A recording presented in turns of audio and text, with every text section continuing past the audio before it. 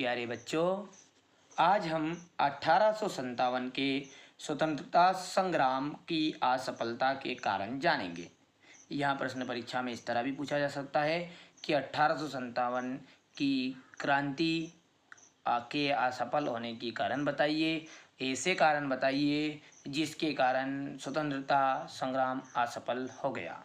या फिर इस तरह भी पूछा जा सकता है कि प्रथम स्वतंत्रता संग्राम के असफल होने के कारण बताइए। प्रश्न किस तरह से भी आए आप ध्यान से सुनिए, बड़ा ही सिंपल है और प्रश्न को गहराई से सुनने के बाद आप इसका आंसर लिख दीजिए।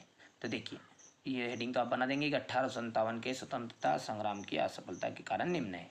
देखिए बच्चों, यह जो आंदोलन था वो निर्धारित समय से पहले शुरू हो गया था।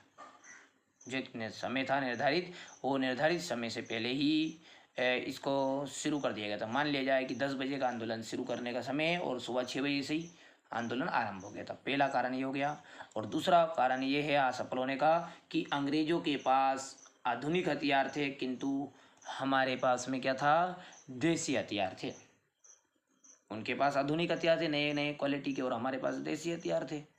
और जिसके बावजूद भी हमारे सेनानी उनसे लड़े, उनसे आंदोलन करते रहे, फिर भी क्या हुआ कि उनके पास आधुनिक हथियार थे, इस कारण से आंदोलन भी असफल होगा।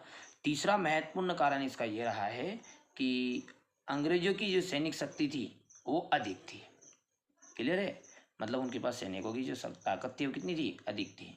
और चौथा, ये सबसे महत्वपूर्ण कारण तो यह है आपका चौथा, कि इस आंदोलन का नेतृत्व करने वाला कोई नहीं था, और जिससे यहाँ आंदोलन असफल हो गया। अब नेतृत्व करने वाला मतलब जो भी इसके मेन हमारे नेता लोग थे, वो क्या में वरिष्ठ कार्यकर्ता थे। उन कार्यकर्ताओं को क्या हुआ था कि एक दिन पहले ही अंग्रेज अधिकारियों ने उन्हें बंदी बना लिया था, यानी अर्थात उन्हें जेल में डाल दिया था। इस कारण से भी इसका नेतृत्व कोई नहीं कर पाया।